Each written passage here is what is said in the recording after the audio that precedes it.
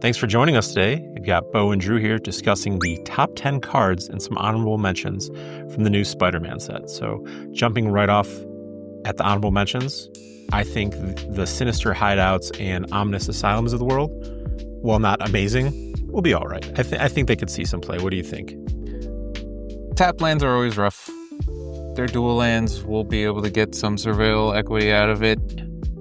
Maybe find its way in Kefka, but these 3-color decks have such good mana.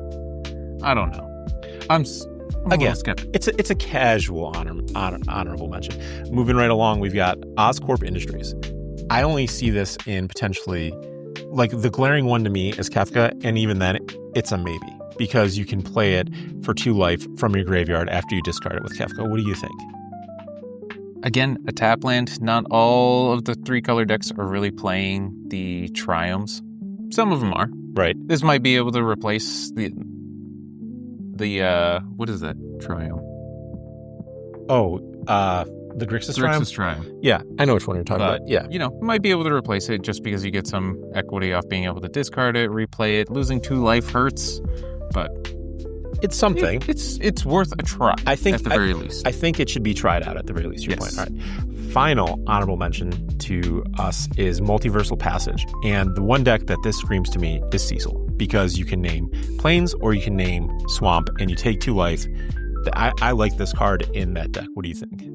I think that in Cecil, makes perfect sense. Losing the life, super relevant. The more I read this card, the more I think that this card might just be bad. Fair enough. I would love to be proven wrong, because this is a really cool design. Yes. 100%. I just don't know if it's good. I think it's reasonable. I think that this set, which we'll do a little synopsis at the end of this, we'll get into that later. Okay, starting with our number 10. And you and I are split on our number 10s, but that's okay. We'll let you start. What do you think your number 10 is? So this one's a little close for me. I do think that Eddie Brock has some potential to be able to make its way into Slimefoot decks, being able to reanimate something small, but also being able to just get some equity by sacrificing creatures, drawing some cards. Yeah. Like, you're not always going to be drawing a lot of cards because its X value is based on the creature's mana value, right. But it might be able to find its way in. I think we often talk about, there's anywhere from 15 to 5 cards in any given deck. This strikes me as one of those cards that people will try out, and it may be better than it presents itself within the context of Slimefoot and Squee.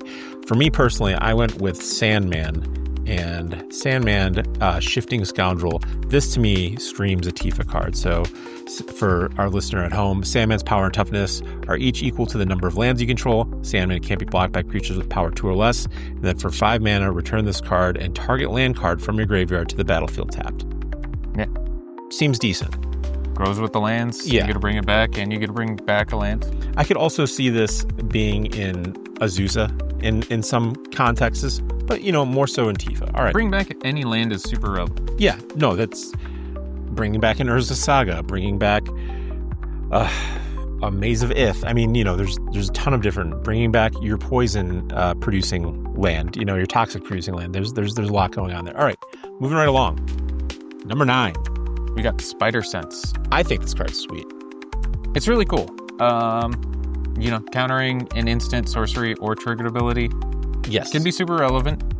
What I find super interesting is that this one is an instant, so which makes sense, but web slinging, being able to return something at instant speed is really good.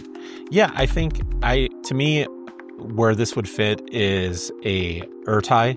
Feels like this would be right at home in Urtai, right? So like being able to return your Bowmaster, being able to do, once you have one of your parallaxes down and just letting it go to the graveyard, and then, all right, triggered ability on the stack, Spider Sense this. Okay, by the way, you're not getting your lands back, or that hand that I just shredded, yeah, you're not getting that back either. So I think that this will see play in that particular deck.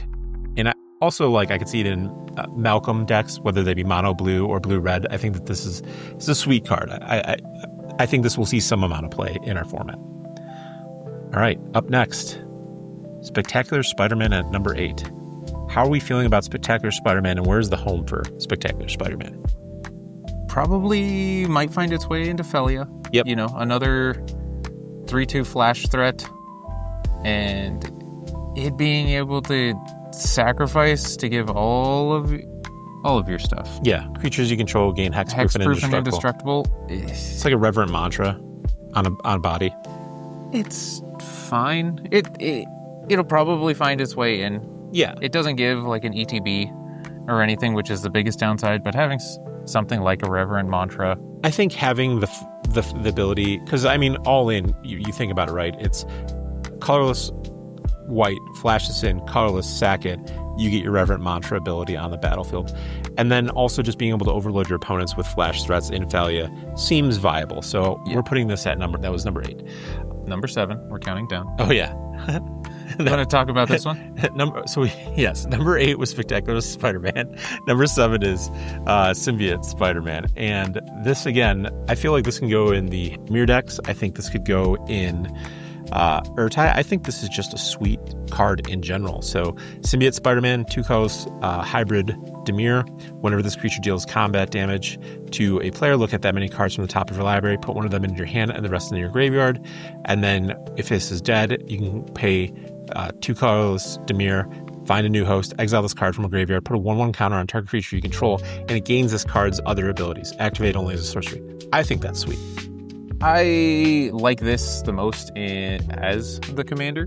I can see it being a commander too. You know, once it's in play, it gets to do the thing, but if it dies, you put it into the yard. Mm-hmm. You activate its ability from the yard, be able to buff one of your other creatures, and just put it back into the command zone. Yeah. Get to do it again? Yes. So the ability seems pretty decent. But also having 4 toughness, not nothing. It's just kind of a cool trick. Like, yeah. I don't know if it's good, but it'd be kind of cool. Yeah. All right. Coming in at 6, what do we got, Drew? We got Jackal Genius Geneticist. So, green-blue for a 1/1 trampler that whenever you cast a creature spell with mana value equal to this creature's power, copy the spell. Except the copy isn't legendary, and you can put a 1/1 counter on Jackal. So... And the copy becomes a token. Sure. Sure. No, I think that this is kind of a really interesting card. Be able to make a bunch of dudes that just overloads the board.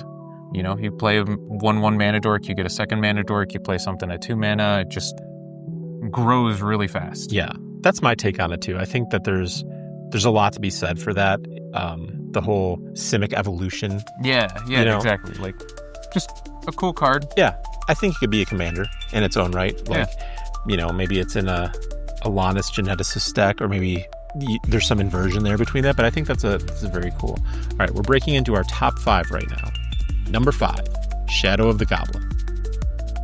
1 colorless red enchantment, Unreliable Visions. At the beginning of your first main phase, discard a card. If you do, draw a card. Undying Vengeance. Whenever you play a land or cast a spell from anywhere other than your hand, this enchantment deals 1 damage to each opponent. How are we feeling about this? I think this card's sweet. Basically drawing 2 cards on each of your turns in red.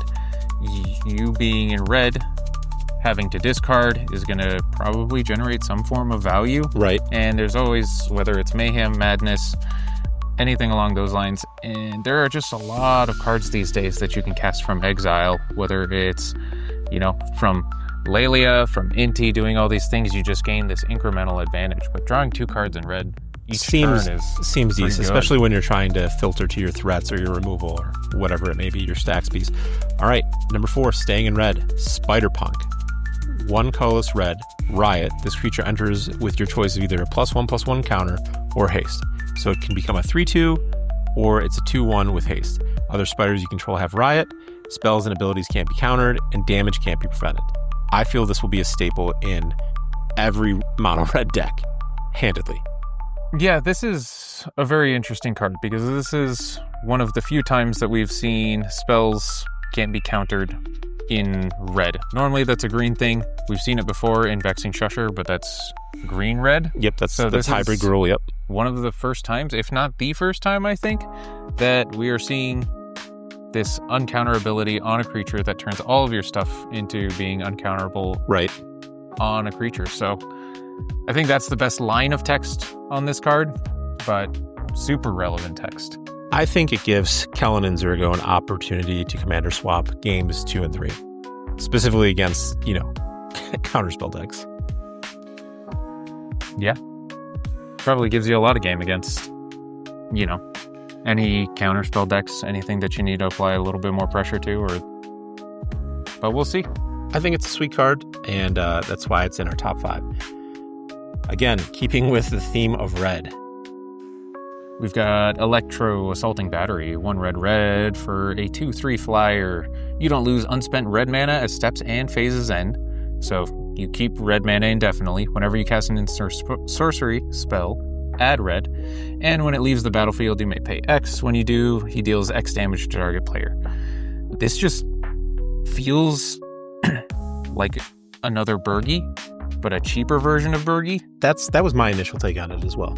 And, it actually gives you something to do when you stockpile all of this red mana and then your opponent kills Electro. Mm-hmm. It's like, all right, I'll just throw it all at your face. Yep. So whether this ends up making some form of new storm, that I'd love to see it. I don't know if it's necessarily going to be good enough, but it feels like could have some potential here. I'm excited to see it on the table.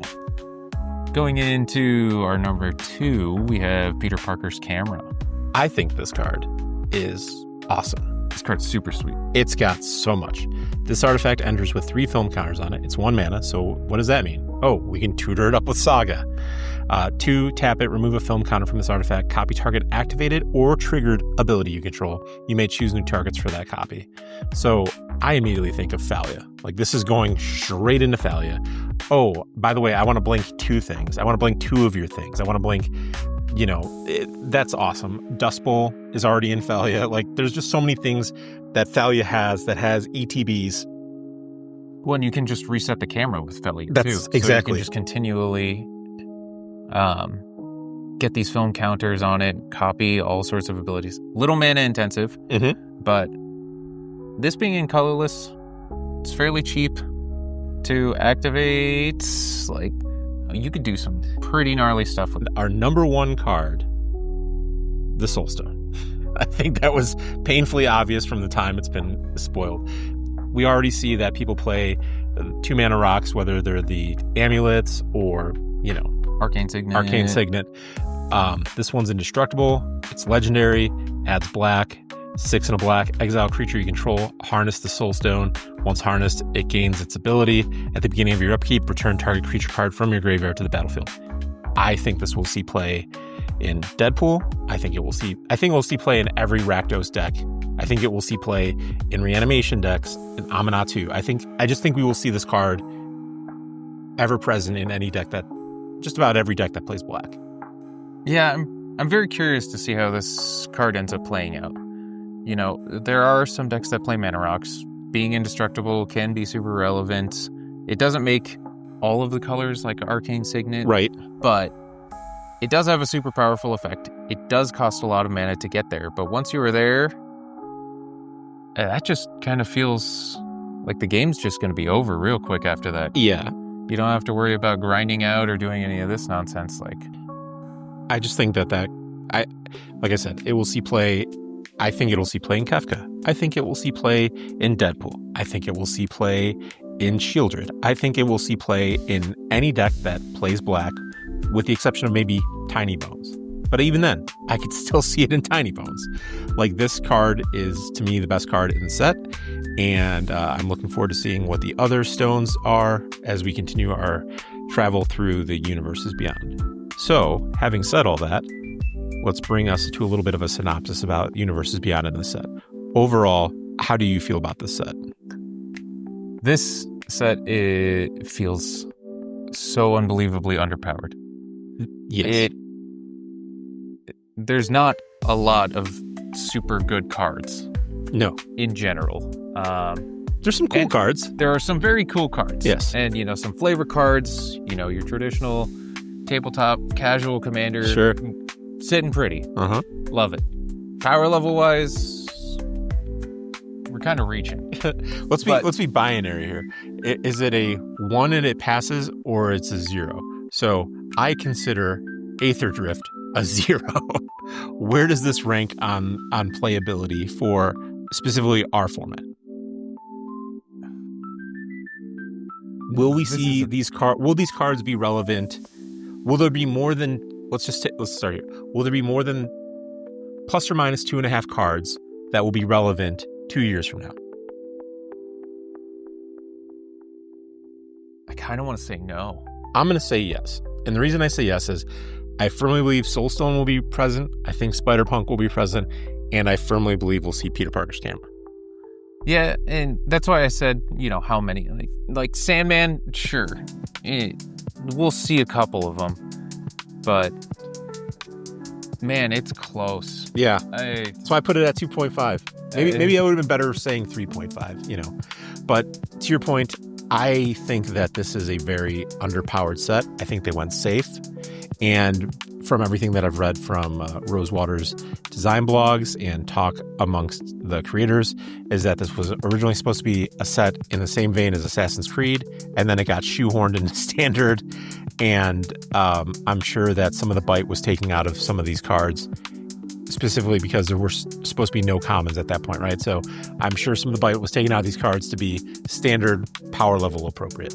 Yeah, don't get me wrong. When you're under that sort of pressure, sure, that makes sense. I would rather them play safe than just completely overpower the set, and we just get filled with a bunch of busted things that are just absolute nonsense, and then with an IP attached to it, then it ends up being super expensive to be able to get the packs, and then we have all of the supply chain issues that are kind of going on. So I prefer that and respect that they played this safe and not made it overpowered, but there really is not a lot of power in this set.